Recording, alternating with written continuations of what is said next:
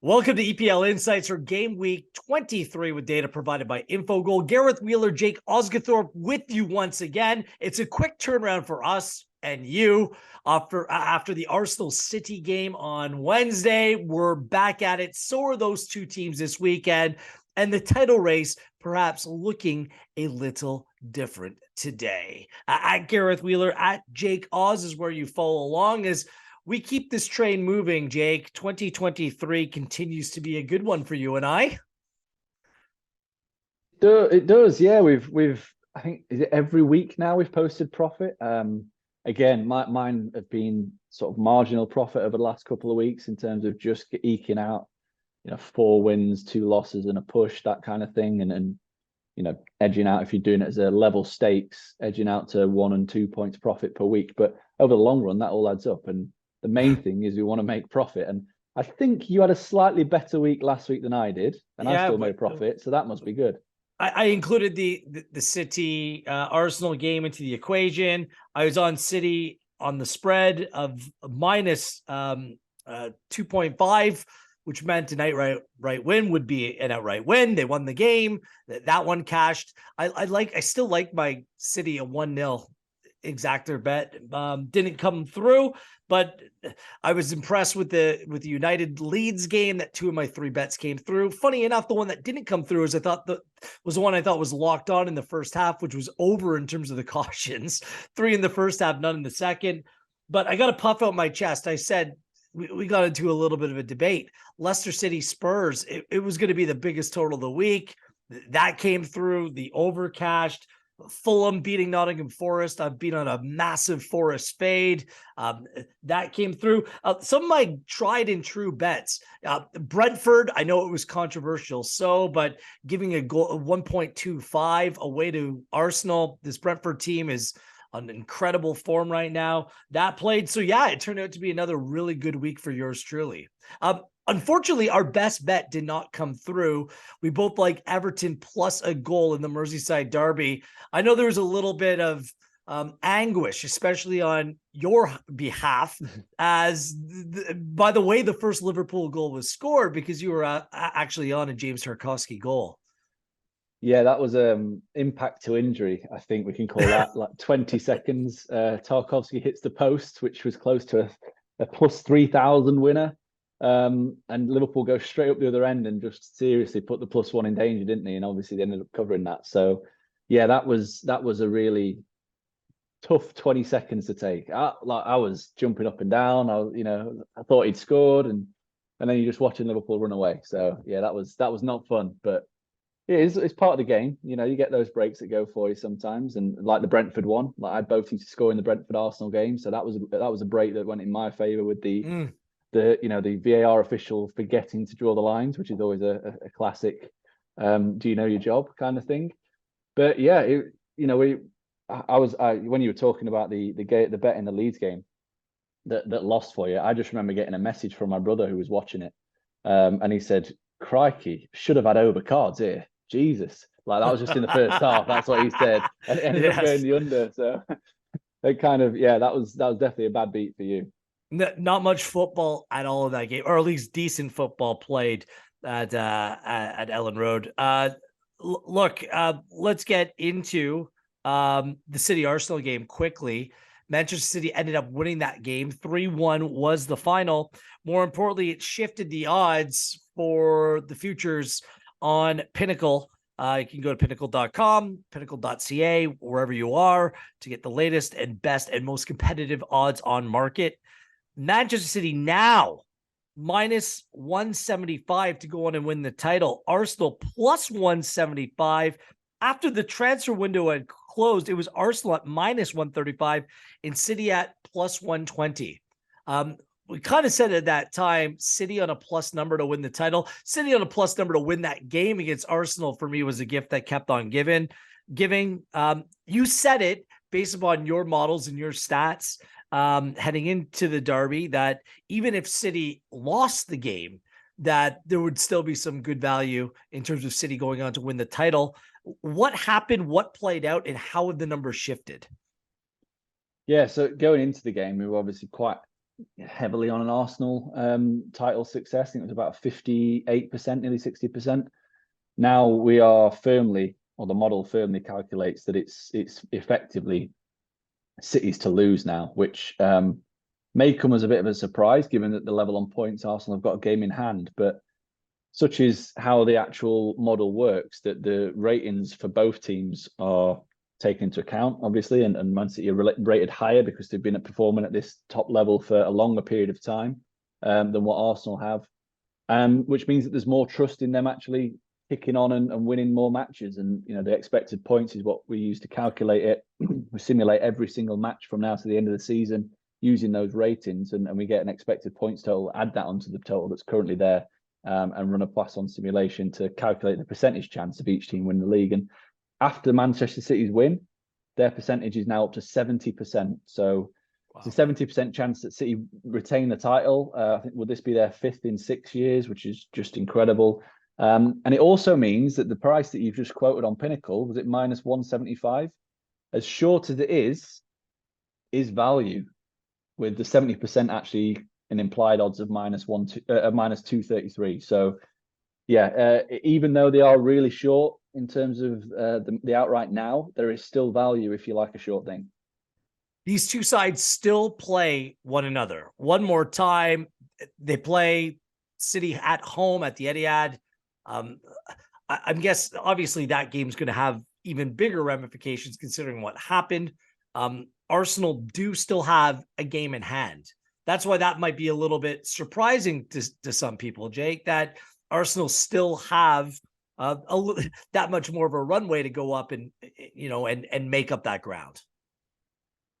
They do, yeah. And I was looking at the fixtures, and to be fair, City, their fixture list now actually looks a lot kinder than Arsenal, in the sense that you've got most of, I think this was actually, they've now got all of their away Big Six meetings out the way. So they don't have to travel to any Big Six team anymore across the remainder of the season, which I think is really crucial. And then Arsenal, they've got a few more tough games coming up, and that having to go to Manchester City, a team that has effectively owned you for the last 10, 11 matches. I think Manchester City have won all of them. It's a psychological blow for them to come to your place and win. Also to go to your place, win, and not play overly impressively. I didn't think that they were, streets clear of Arsenal. I thought it was just more of a clinical display, kind of did what they had to, if you like, from a City perspective. And they just showed a little bit more experience, didn't they? A little bit more nous in certain moments. Interesting that Arsenal were the team that dominated the ball for most of the game, and City actually created most of the chances from high turnovers, which is almost like a roles reverse of what you would have expected. In terms of heading into the match, you'd expect City to be the ones that have the ball and Arsenal to do the pressing. So really interesting from a tactical perspective, but the strength in depth again for City it showed up, didn't it? No Thomas Partey for Arsenal. I huge doubts as soon as that was announced. I know we liked the Jorginho signing, but he isn't Partey.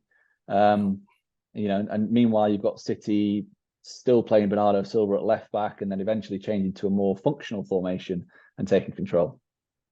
Both Arsenal and City feature in the first two games that we're going to feature for this game week. I just want to say really quickly, you're right in terms of possession. 36% possession is the lowest for a Pep Guardiola Manchester City side since he took over. So they're willing to give up the ball. Secondly, Bernardo Silva defending on the left side of a back four is insanity for me.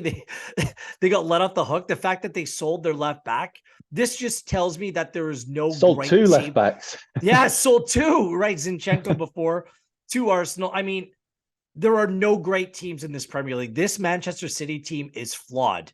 And we'll see what their fixture list looks like and how they're going to make up for this with critical Champions League games on the horizon as well. And finally, Arsenal and Man City play one another. There's only a 5-point gap between City, Arsenal, and Manchester United. Plus 1,800. I keep on kicking this. It might be worth a punt. At plus 1,800 for a team that's 5 points back and doesn't need to play either of the teams that are actually ahead of them in the table.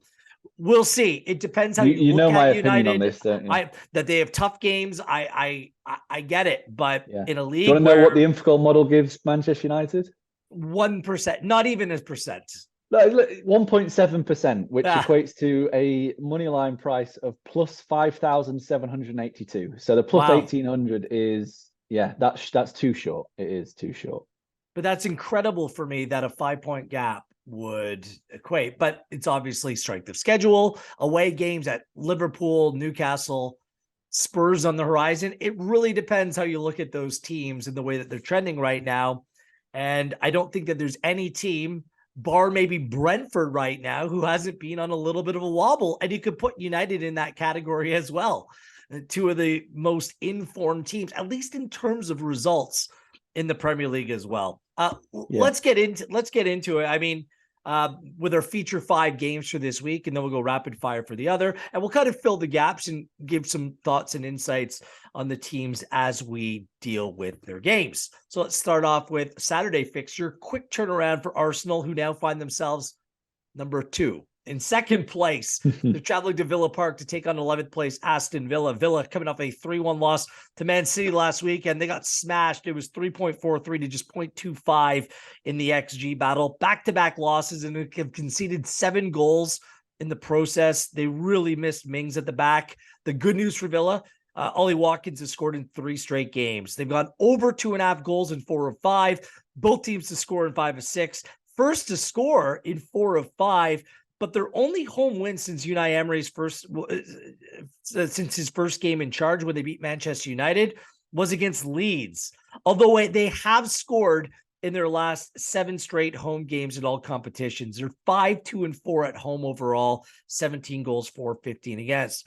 Arsenal, no wins in 4. What did I tell you, Jake? I've been fading Arsenal for a while, and it's coming through now. The 3-1 loss to City on Wednesday. They lost the game, and they lost the XG battle for the 3rd consecutive game as well. 1.88 to 2.01 in the game.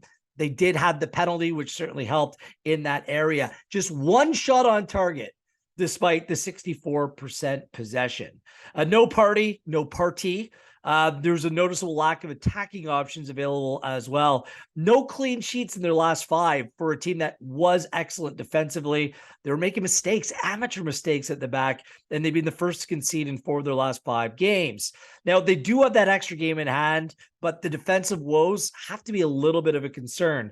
They're 8-1-2. They have the best away record in the Premier League, and they've conceded the joint fewest away with just 7, and the second best away expected goal differential was 6.8, according to Infogol. Head-to-head, it was a 2-1 Arsenal win back in August where they had 22 shots. Reminder, Gerrard was the manager of Villa at that time.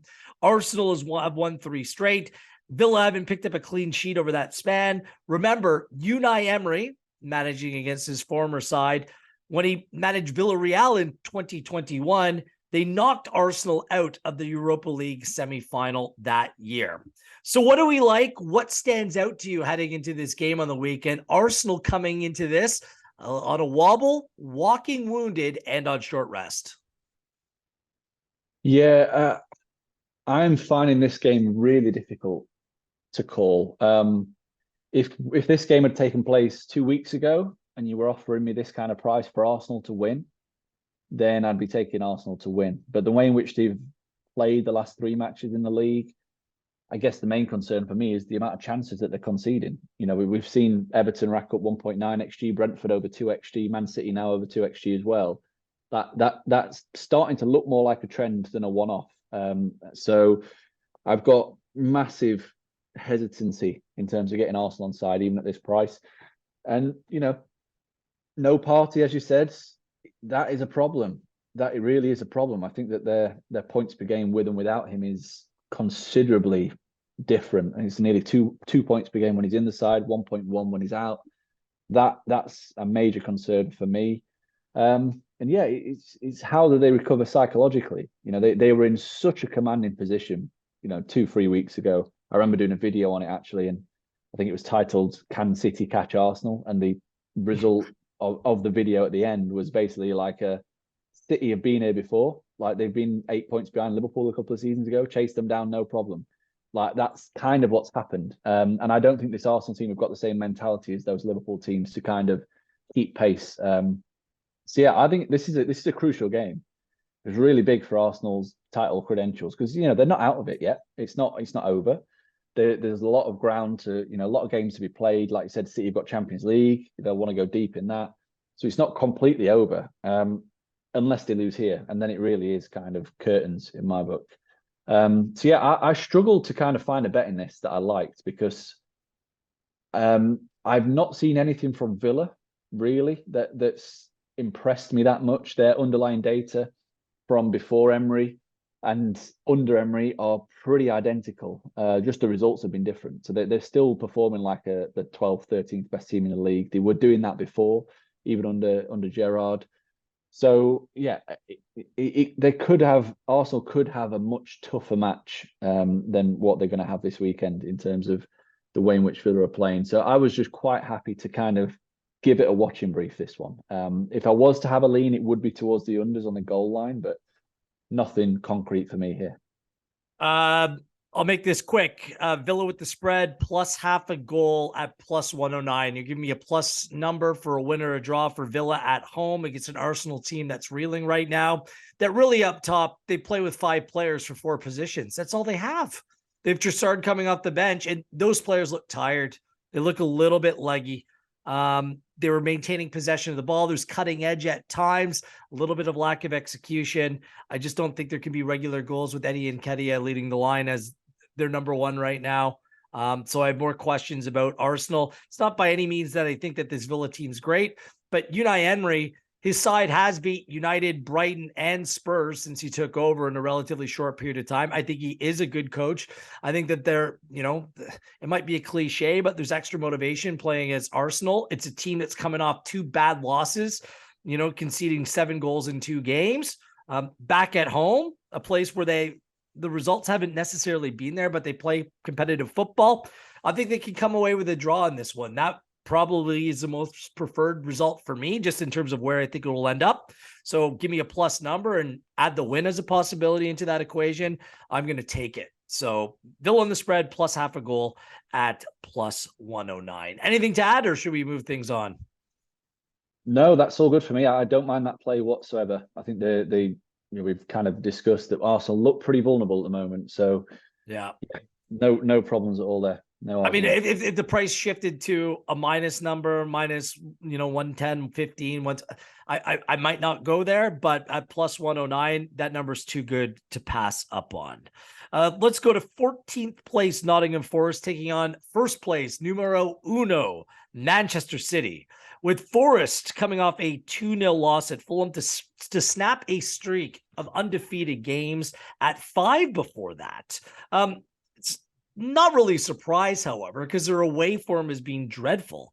Home, they're just a much more difficult side to play. At home, they're 5-3-3 on the season, with a positive goal differential for Forest of 14 goals scored and 12 against, and their XG ballpark 15.4 to 16.3 in terms of expected goals against, according to Infogol. Under 2.5 goals scored the games have gone in 6 of Nottingham Forest's last 7. They've been the first to concede in 4 of 5. They still only have 17 goals this season on 22 games. Only Everton have scored fewer. There are new issues at the back, hamstring problems for Bowley and McKenna coming off of last weekend, something to monitor. City, normal service has resumed, 3-1 win at Arsenal. De Bruyne, Grealish, Haaland, with both Haaland and Diaz, they both played. That's good news. It's bizarre to me that Bernardo Silva is playing like in a midfield role, but was defending Saka in a back 4 as Pep's trying to find solutions. The 36% possession against Arsenal, the lowest they have had during Pep Guardiola's time as manager of City. They now have a goal differential of plus 36. That is 10 better than Arsenal, which perhaps goes into the thinking when it comes to the future plays as well. No clean sheet in their last 3. They've gone over the total of 2.5 in 5 of 7. They've been the first to score in 4 of 5. They have lost the last 3 games away in all competitions before Wednesday's win. Now they go back to back. They are 6-2-3 away from home, 18 goals scored and 10 against, and they maintain the title of having the best away expected goals against and expected goal differential. Remember, head-to-head, 6-0. City beat Forest at the Etihad. Erling Haaland had a first half hat trick, and the XG was astronomical, 3.55 to 1.06. No surprise here. City, a significant favorite, but is there a bet to be made in this game, Jake? For me, no. Again, just going to take a watching brief. It's not like me to, have no bets in these feature games, but sometimes when you just look at a game, prices look about right, and it's not worth the risk almost. You've got City a really short favourite, which is understandable, but you've got a Forest team who at home are on a really good unbeaten run. And yeah, like they've beaten Liverpool, they've drawn with Chelsea. I know City are better than both of those, but that kind of shows what they're capable of. They've drawn with Brentford as well. So yeah, it's again for me, I'm finding this a really difficult game to kind of nail down. So it's going to be a no bet. City have a Champions League game in midweek. Do they have one eye on that potentially? And maybe almost a bit of complacency creeps in away at Nottingham Forest. You think it might be a gimme. You've seen Man United go there, win comfortably. I don't know, does some of that creep in? Has me leaning towards Forest on the handicap or even the unders. But yeah, I'm quite happy to just give this again a watching brief and focus my attention elsewhere. See, rather than Liverpool or Chelsea, I think that City and United are more comparable in terms of the tactical approach for games like this. And quite frankly, United, whether it was in the Carabao Cup or in the league, just absolutely toyed with this Forest side. Add some potential defensive issues at the back. There's still a lot of injuries, Jake, in this Forest side as well. My initial play, because again, I love my plus numbers. Wheeler on the plus. Over 3 goals at plus 103. Why not? No, Forest can't defend this team. Erling Haaland put 3 passes in the first half last time they played. The overall total XG was creeping close to 5 in that game. I can't see this being a low-scoring affair. Keylor Navas is going to be a very busy goalkeeper. And at times, when you show weakness, you absolutely just get destroyed by this Manchester City team. Can we see Alvarez, some different players? That's fine. They have plenty of depth and talent going forward. So that's why I play in this game over 3 at plus 103. I wasn't entirely put off by City on the handicap of minus a goal and a half at minus 109. But over 3 at plus 103 is a better number for me. City hasn't been perfect at the back. Perhaps Forest can score a goal. 14 of their 17 goals have come at home. They do look a threat at times. City hasn't been very assured at the back, so I'm going to stick with the total on this game. Yeah, I that was kind of I was leaning unders, but I was again one of the reasons why I didn't pull the trigger is Man City's backline, and if they do end up playing Bernardo Silva at left back again, you could imagine Forest get a goal, and then all of a sudden your overs is going to get breached by City. So yeah, no problems again with that. But for me, I'm happy to leave it alone. They can bring in Rico Lewis. They can bring in Laporte. They can bring in Akanji. Like they have more than enough to be able to go through this game. And now that they've taken over, top place in the table, I don't think this is something that Pep wants to mess around with and relinquish that. Heading to Leipzig, by the way, next week as they start back up. But that game's not till Wednesday. This game's being played on Saturday. So I don't think that that's too much of an issue either. Perhaps... Well, let's just make it the case. The biggest game of the weekend, 4th place Newcastle facing 9th place Liverpool. Newcastle, can we just call them Draw Castle now? Are you fine with that? Because that's all they do. Another draw, 1-1 at Bournemouth, 1.5 to 1.8 XG in that game. It was evenly played, in fairness. It's their 3rd straight draw in a row and their 5th draw in their last 6 Premier League games. Draw Castle. Get that trending.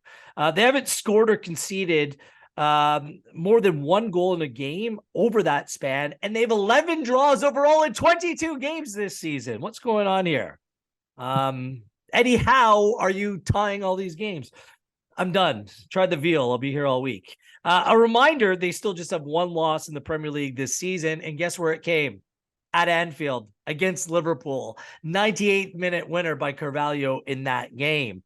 No losses in their last 7 in all competitions, no clean sheet in their last 3. They've got under 2.5 goals in 6 of 7 because they don't concede. They don't score anymore either. And they've been the first to score in 5 of 7. They're 6-5-0 at home, 19 goals scored, 6 against. 6 is the fewest goals conceded at home in the Premier League. And they have the second best home expected goal differential as well. Bruno Guimaraes is still suspended for this game. Callum Wilson missed last game with a hammy. I think it sounds like he's going to be good to go this weekend. Willock is out. St. Maximin and Almiron also left the game, picking up knocks. Both sound like they're 50-50, but leaning to the side of good to go. Liverpool, some good vibes for Jurgen Klopp and company. He loves Anfield. He loves life again. A 2-0 win over Everton in the Merseyside derby. Salah and Cody Gakpo's first goal. Lots of excitement with also Firmino and Jota playing in the game, coming off the bench.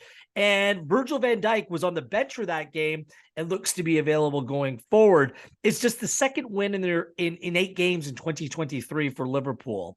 And they crushed Everton in terms of the XG, 2.13 to just 0.5. And it's their first win in terms of the XG battle in their last 5 games as well. They're just 2-6 away from home. Does that sound right, Jake? But it is.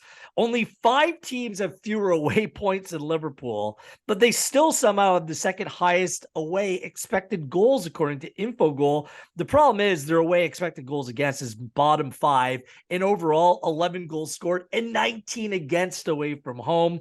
Konaté, Diaz, Thiago are now the big 3 that are missing for Liverpool. Head-to-head, like I said, 2-1 Liverpool over Newcastle last time out. That's 3 wins in a row for Liverpool over Newcastle. No losses in 12 against Newcastle, and no clean sheet for Newcastle in their last 4. And both teams to score is played in 6 of 8. Depending on how you're looking at this, there's some enticing numbers available on Pinnacle. Which one, if any, of those numbers are you looking at? I am going to be taking draw Castle, draw no bet. You must have had a microphone in our office on Monday because I said exactly the same. Did you really? Draw Castle, yeah.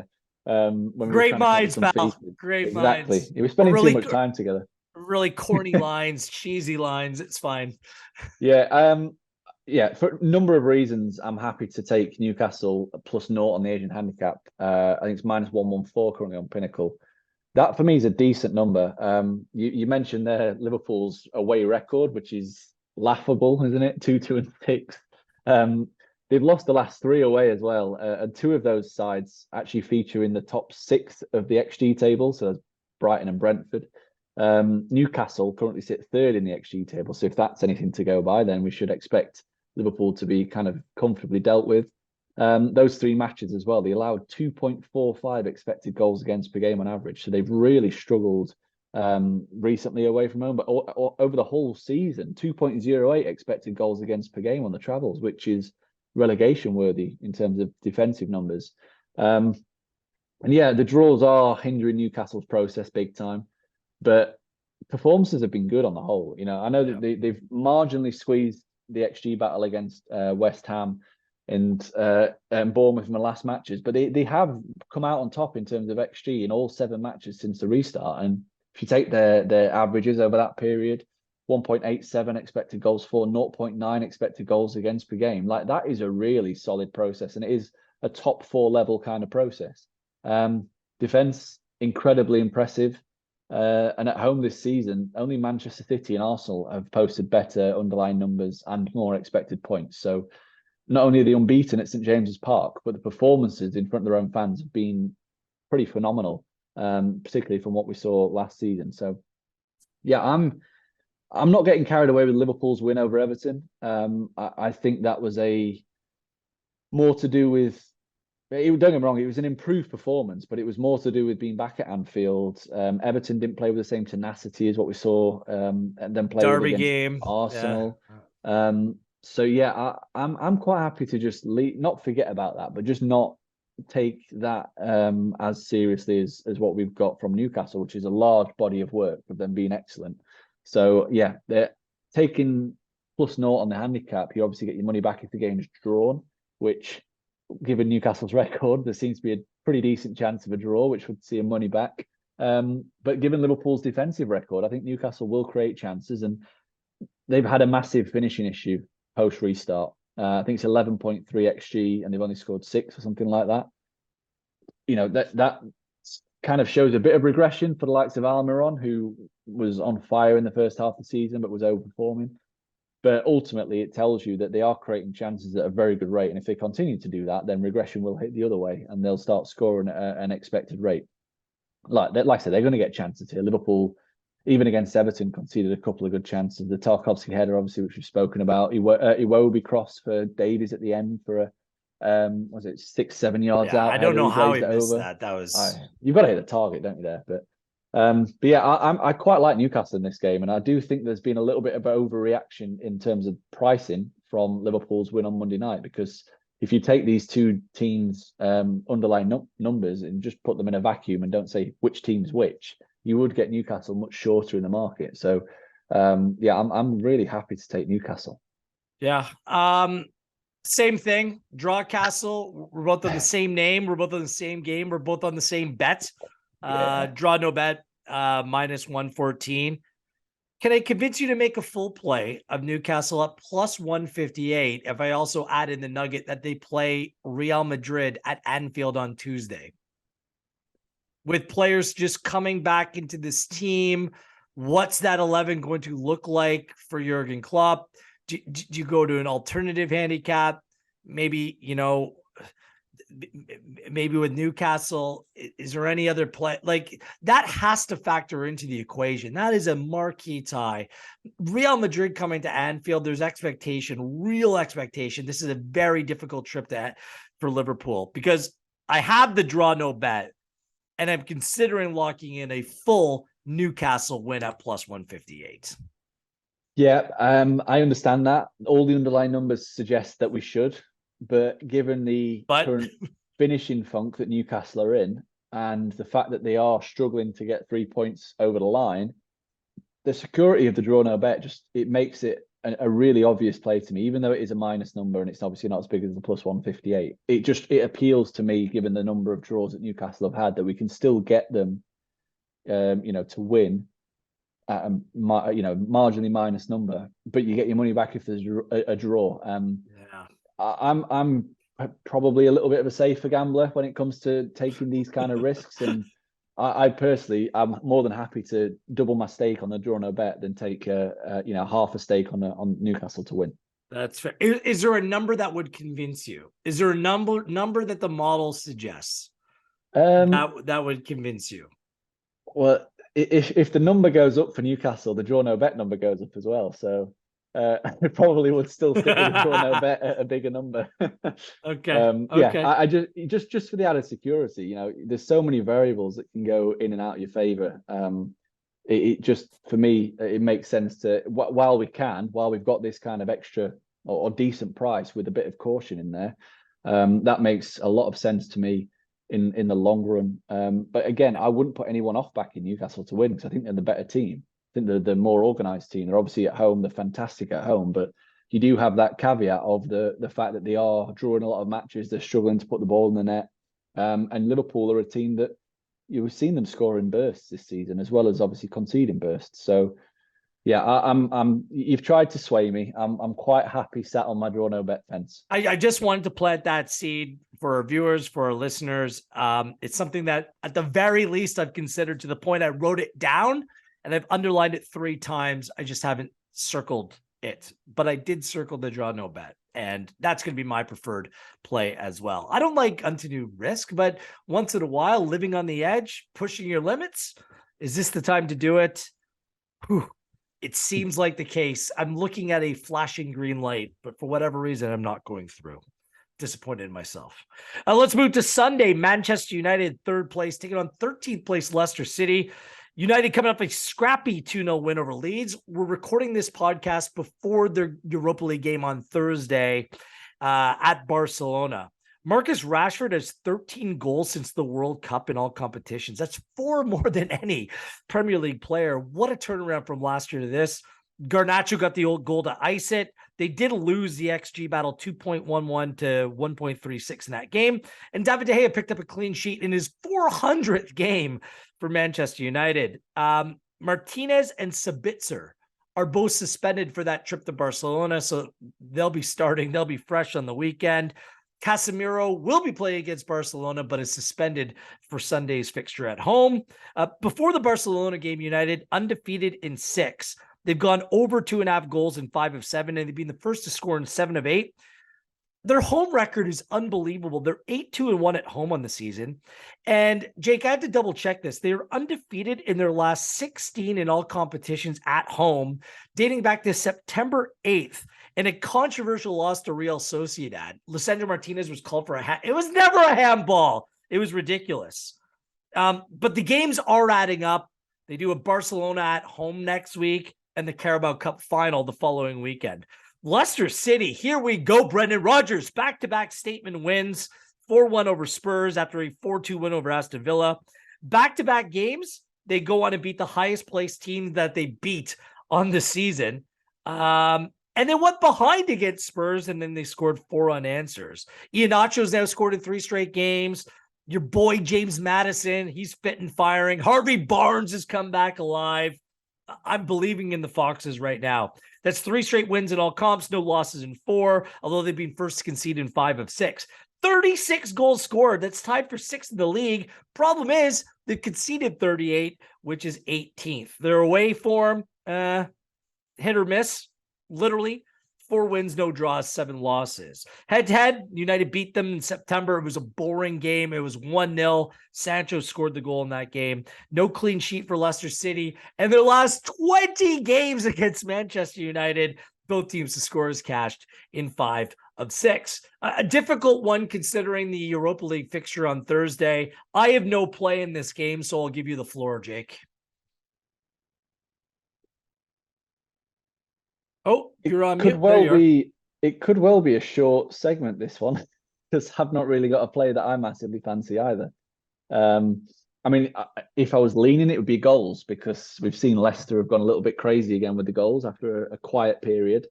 Yeah, over 3 at -101 is something I could potentially get on board with for perhaps a smaller kind of play.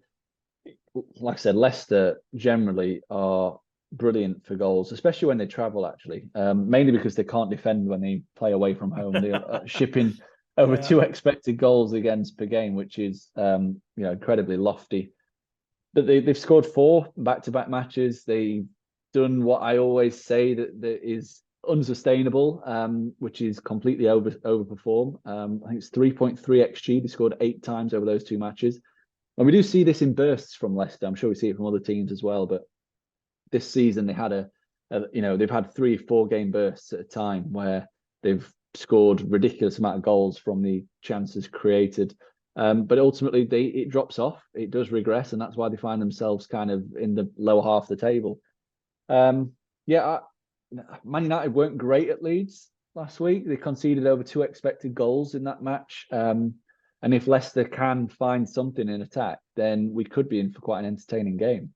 I've got no doubts whatsoever that United will score. The market really likes United to score twice. I think it's -174 on the team total. Yeah, I looked at that. No chance. United score 2 or more, which there's very short, isn't it? And no value to be had there. So, I mean, for me, if you think like the market has got really short on team total for United to score twice, you only need 1 more goal for a push on the over 3. Like, that seems highly likely to me. So yeah, I'd probably have a small play on the over 3 goals at -101. Push if it finishes 2-1 or 3-0. Winner if you get 4 goals. That appeals to me now. I've talked myself into it.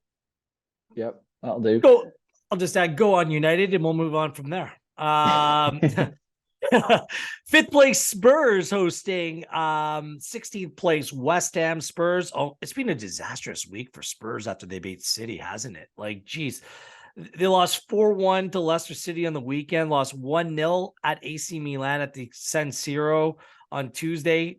They got crushed in terms of the XG in that game, 2.09 to 0.59. Bentancur done for the season. Porro was poor last weekend against Leicester, and we saw a SAR skip midfield in the Champions League. Sounds like a store I buy my socks at. SAR and skip. It's bad, isn't it? They've been the first to score in 5 of 6. Oh yeah, Lloris is out as well. Basuma is out too for Spurs. They scored 42. And I think Conte is not going to be there either again. Well, he's still in Italy. Again, that might be a good thing because last time he wasn't there, they won. So well, he wasn't there last week either. Right. Okay. I think he did. It doesn't really matter because it's the same tactics. They play 3 at the back. Yeah, they don't look like on his loss. Yeah. There's no change. It's just it's been dreadful. They are decent at home, 7 wins, no draws, and 4 losses. But their expected goal differentials right where they are on the table. It's like 7th best, and that's kind of what the team are, somewhere between 5th and 8th. West Ham back-to-back 1-1 draws, the latest against Chelsea. Although Thomas Suchek was a lucky boy, late penalty not given. But West Ham continued to be competitive. However, big injuries to Paqueta and a guard coming out of that game. Those look like serious question marks. Nothing confirmed at the time of taping. Zuma is still out. They haven't lost in their last 4. They've only conceded 3 goals over that span. They're top half of the table in expected goal differential, but the actual goal differential is the problem. It's 19-27. Away from home, just 1 win, 1-3-7, 7 goal score, 14th against, but they're the 4th best expected goals against away from home as well. They played to a 1-1 draw in August. Spurs haven't lost in their last 3 against West Ham, but Spurs haven't picked up a clean sheet in their last 6. West Ham, no clean sheet in 3. Both teams to score in 5 of 6, and Spurs have scored first in 6 of 8. I like West Ham, but these injuries have really made me pause before making a really big play in this game. I might have one, but I kind of want to hear what you have to say first.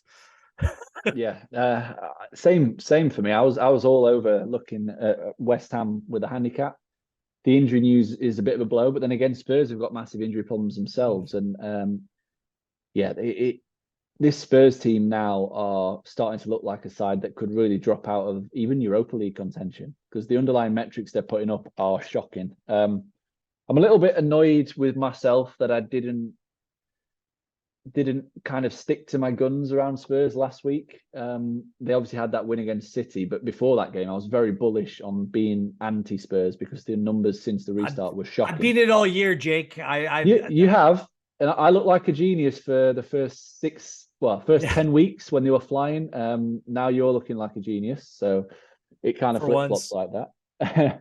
But yeah, their numbers since the restart have been utterly horrendous. Bottom half kind of level.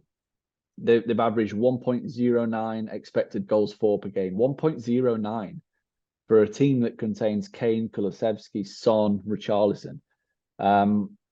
They're just not creating chances. That's been a massive issue for them. At the other end as well, they're really not tight at all. 1.66 expected goals against per game. So on average, since the restart, they've been around 0.57 expected goals worse per game than their opponents, which is, like I said, it's kind of bottom half relegation kind of levels. So, for context, since the restart, West Ham have actually posted a plus 0.03 expected goal difference per game. So West Ham have performed better than Spurs since the restart, yet they're the ones that are down there. Kind of hit home just how bad this Spurs team are performing. So yeah, I kind of leaned on the attacking struggles of Spurs for this bet, taking the unders, under 2.5. I was hugely surprised it's a plus number here. Like I could not believe my eyes. I thought that they got the over and the under mixed up because the over is minus 116 and the under is plus 105. But you've got a Spurs team that can't create and that really struggle. Even struggled at Leicester, and Leicester are one of the worst defensive teams in the Premier League. And then West Ham, they look back to their awkward selves. They look like a really difficult team to play against yet again. Unbeaten in 3, obviously beat Everton, Lampard's Everton, which everyone did anyway. But draws against Newcastle and Chelsea, decent results and deserved results. And as I said, the process since the World Cup has been excellent. Very tight at the back, 1.35 expected goals against per game. So they're conceding fewer chances than Spurs. And they're creating more chances than Spurs, 1.38. And the unders has landed in 5 of their 7 matches since the World Cup. And for Tottenham, the unders has landed in all 3 of their home matches since the restart as well. So recent kind of general form for the unders has been good. The data stacks up as well. And yeah, if it wasn't for the injuries, I would have had 2 plays here. I would have definitely been taking West Ham to get a result. Well, let's go West Ham with the spread because it's another spread with a plus number. Wheeler on the plus. Man, this is a theme this week. Kind of convinced me based on what you said there. I had it written down. It's now circled. West Ham on the spread of half a goal at plus 107. They can draw this game. I have zero confidence in Spurs to go out and win this game outright. West Ham competitive, Spurs reeling. Yeah, at plus 107. Let's go with that. West Ham on the spread for all the aforementioned. They already drew this year as well. And West Ham were a nightmare at the beginning of the season as well. So a low scoring competitive game. I can wrap my head around that. Let's move on to rapid fire. 2 of my favorite 3 plays of the week are included in rapid fire, by the way. So let's get straight into it. 8th place Brentford taking on 12th place Crystal Palace. Do you have a play? Oh yes, I've got a play. Oh yeah, sure you have here we well. go. Best bet of the week. This is best bet it? material. Yes, absolutely. We've been riding this all season long. It brought like a shimmer to my eye. Like it was like, you know, the cartoons where the cartoon dog their tongues roll out. Oh yeah. Yeah, that's kind of what I felt like. Go ahead, take the floor. I jumped out of my seat when I saw the price. I couldn't believe it. You're getting minus 114 for a team that have performed like a top 6 side, that are unbeaten in 10 league games, including away at Man City and Arsenal. They've won the XG battle in both of those matches as well. So it wasn't like they just turned up there, parked the bus, tried to get a point. And yeah, at home, they've been pretty sensational. The underlying metrics are fantastic. 1.9 expected goals for per game, 1.25 against. So they're absolutely dominant when they play at home. And yeah, we've been saying all season, haven't we, that when they are at home and they're a decent price, they are must-bet material. That's exactly what we've got here. Not only are Brentford phenomenal at home, and we really like them when they're playing at home and the unbelievable form, but Palace are shocking. Like they're playing really bad right now. 3rd worst team in the league based on expected goal difference and expected points. Since the restart, their only wins come against Bournemouth, which again, most teams actually beat Bournemouth. They've lost the XG battle in 7 of 8 since the restart, and they've allowed 1.94 expected goals against per game in that time. So they are really performing like a relegation team. I did a video on them last week just to highlight how bad things are, how they've actually regressed to the Roy Hodgson levels of performance according to the data, and how troubling that actually is. And I'm not saying they're going to get relegated because they've obviously got quite a few points in hand, but boy, they are trying their best to get dragged into that situation. And yeah, like this is not the kind of game you want for me. They're still missing some key players. Palace, Brentford, pretty much fully fit, aren't they? And absolutely flying at the moment. They are. So yeah, Brentford minus. The line's moved a little bit.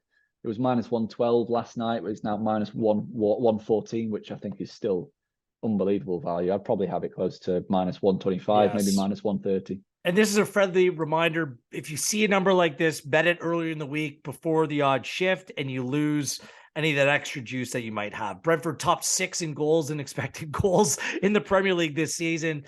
They're continued to be undervalued, especially at home. Brentford at home. My best bet of the week. Your best bet of the week? 100%. Yeah. Okay. Yeah, we're locked in for that. By the way, only Bournemouth has a worse XG than Crystal Palace on this season. That's how bad Palace have been. So we'll take that with a smile on our face.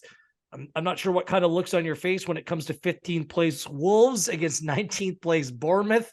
A very important game. Yeah. Ooh. Do you have a play, however? Yeah, it's going to be a snooze fest. Hence the yawn there for listeners who obviously can't see what we're doing. Yeah, the line is set at 2.25. I'm happy to take a slightly shorter price and take under 2.5 at minus 128. Bar that Liverpool game, which Wolves created nearly 3 expected goals, they've really struggled to create chances. Now, I'm presuming like even last week when they won, at Southampton. I know they were down to 10 men, but they didn't create an awful lot. And I think that Liverpool game could prove to be an anomaly. It could have just proved to be right place, right time, playing a really bad Liverpool defence. But yeah, under Lopetegui, they've generated just 0.95 expected goals for per game if we exclude that Liverpool one-off. They've played 4 matches against what we would call the rest. So they've actually, under Lopetegui, they've played 3 top 6 sides. They've won 3 of them against relegation rivals. They've averaged 1.12 expected goals for and 1.19 expected goals against per game. So just from reading those numbers, you can see that there's not a lot of chances at either end when Wolves play a team outside the Big Six. As for Bournemouth, away from home since the restart, 4 games, 4 defeats, no goals. So they're doing their best to survive. And in those 4 matches, I know they played some decent sides across those 4 games, but they've generated just 0.66 expected goals for per game. So really struggling to create chances. Over the course of the season, it rises to just 0.84. 64% of Wolves games this season at home have gone under 2.5 goals. And Bournemouth matches overall the season have been under on 55% of the time. So add in the fact that it could be cagey, it being a kind of inverted commas relegation 6-pointer, which is a term that we like to throw around at this stage of the season, then I can see that adding to the kind of tight nature of this game. And I don't think Wolves are the kind of side that will open up anyway and try and play expansive football. They'll try and grind out results to get clear. So I like the unders. Like I say, it's a shortish price at -128, but I think that's got a really good chance of coming. I considered Bournemouth plus 0.75 at plus 101. Scrap that. No bet for me. I will stay away. Won't even watch this, even though I thought Bournemouth played pretty well against Newcastle last weekend. We got removed, so I also really like my bet in this game as well. 6th place Brighton against 7th place Fulham. I think you know where I'm going, but let's hear from you first. It's a no bet from me, so I'll throw it straight back. Okay. Over 2.75 goals at -101. Almost even odds. Fulham and Brighton are my 2, and Leicester City, those 3 teams. I just always bet the over. Fulham have kind of gone in the other direction in recent weeks, but what better game to open things back up against than Brighton, a team that's just happy to regularly go out and attack, even when they don't score goals. Like even against Palace last week, they had a much more positive XG than their overall total in the 1-1 draw. So, yeah, give me 2 teams that love to play free-flowing, attacking football. Fulham won the first time that they played this season. It was a 2-1 game. They've gone over the 2.5 goal total when these 2 teams play. 8 of their last 10 games, and both teams to score is cashed in 6 of 8. So give me over 2.75 at almost even odds, -101. That's probably my second favorite bet of the week. Everton and Leeds. Ooh, this is a real relegation battle. I think both these teams could end up going down. Perhaps Deitch gets Everton out of trouble. I have no bet in this game. If I don't know who Leeds manager is going to be, I certainly don't know what's going to happen in a game like this. I'm staying far away from this one. I am taking a bet in this one. Woo! Go ahead, you're braver than I. It's nothing to do with the traditional markets because, yeah, they're difficult to kind of pin down. You've got Everton. We don't know what they're going to be yet under Dyche. We've seen one good, one bad. Leeds don't have a manager. Again, we don't know what we're going to get from them long term. But one consistent theme tends to be a lack of discipline between with these sides. Yeah, we've got two really good teams for cards here, and you throw in the magnitude of the situation, the fact that this is 18th versus 17th, 1 point separating them. Everton win, they go out the relegation zone. Leeds win, they extend that gap to 4 points. And then you just sprinkle in a good refereeing appointment as well with Andy Madley, who's averaged 3.4 cards per game in the Premier League. Then over bookings, we're looking at over 4 bookings, looks like a real runner to me. The price is currently -137, so it's a little bit shorter than what I was hoping for. But as you told me pre-show, this actually, the over 4 bookings line on Pinnacle means you get your money back if there's exactly 4 bookings. So all of a sudden that price doesn't look as bad because you're getting that little bit of security there if there are only 4 cards. I'd be surprised if there are only 4. I really would. The averages, so Everton have averaged 2.2 cards per game this season, Leeds at 2.3. So if you add those up together, you're already above, you're at 4.5. Obviously, could go either way. It's the Leeds way away, both teams play too. They both, it's the style of play, comes into it heavily. Has to. Yeah, you've got the style of play, you've got the crowd at Goodison and how close they are, the proximity to the pitch. You just feel like they're on top of you, which almost raises that tenacity and that kind of fight, the gravity of the situation, the importance of the game, the fact that you've got, as I've said, two really indisciplined teams. So Everton have collected two or more cards in 68% of league games this season. Leeds have collected two or more in 77% of league games. And they're not just collecting them themselves, but they also draw cards from their opponents, which I thought was really interesting. And both teams have drawn two or more cards from their opponents in 64% of matches. So, you've got two teams that are good at collecting cards, but also drawing cards. And as I said, the referee's a good appointment. His last 5 league games, his totals have been 1, that's all right, 3, 6, 7, and 9. So he has got the capabilities to go bonkers here, which I absolutely love. And I think his 7-card game was pretty recent, actually. I think that might have been his last outing. And his 9 cards was 7 cards was Man City v Everton, and his 9 cards was Arsenal v Newcastle, which was pretty recent. So he has got the capabilities to go completely nuclear when it comes to dishing cards, which I like. Brilliant. Let's move on to our final game of the weekend. How about this one? 10th place Chelsea against 20th place, bottom of the table, Southampton. Your guy, Nathan Jones, out. Southampton are an absolute mess. It was going to be Jesse Marsh, the manager. Not sure which direction they go now. Against a Chelsea side that's spinning in circles. Like Felix scores in the 1-1 draw against West Ham last week. You're thinking progress. They lose 1-0 to Dortmund in the Champions League on Wednesday. 1 win in 9 games overall for Chelsea.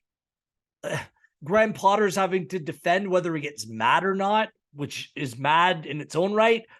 This team has gone under 2.5 goals in 5 of 5 and 10 of 12.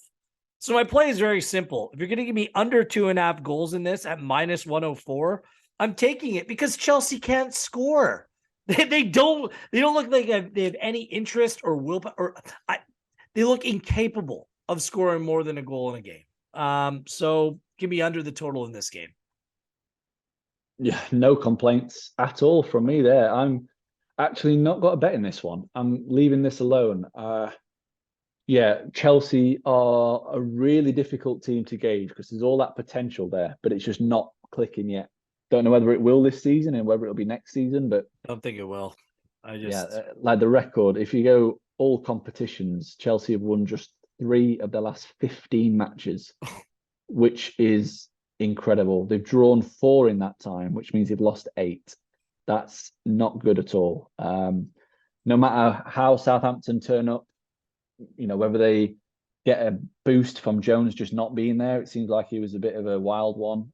Whether he's the kind of whether that's almost a sigh of relief, the players not having to work with him, work under him. Maybe you get an improved performance, but there's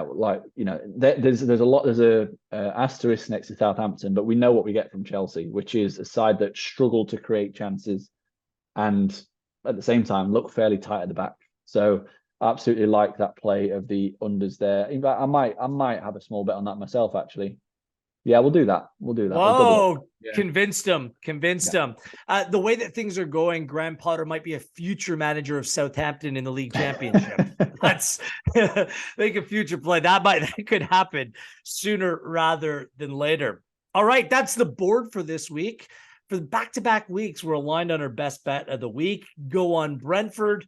We like draw Castle. Similar plays this week, so good vibes all around heading into the weekend. Good stuff, Jake, as always. Nice one. Yeah, thank you. Best of luck this week. Hopefully we get another profitable one. You can follow him at Jake Oz, myself at Gareth Wheeler. Remember, tell your friends at Pinnacle on Twitter and the Pinnacle social channels. This is where you get podcasts like this, where we try to lead you in the right direction ahead of the weekend's fixtures. Golf in full swing now. Plenty going on at the. Was that a pun there for the new Netflix series? Yeah, full swing. I didn't say in full swing. Golf. Tigers playing this weekend at the Genesis. Well, potentially. We'll see if he makes the weekend, but lots of good stuff going on. And go to pinnacle.com for your best bets.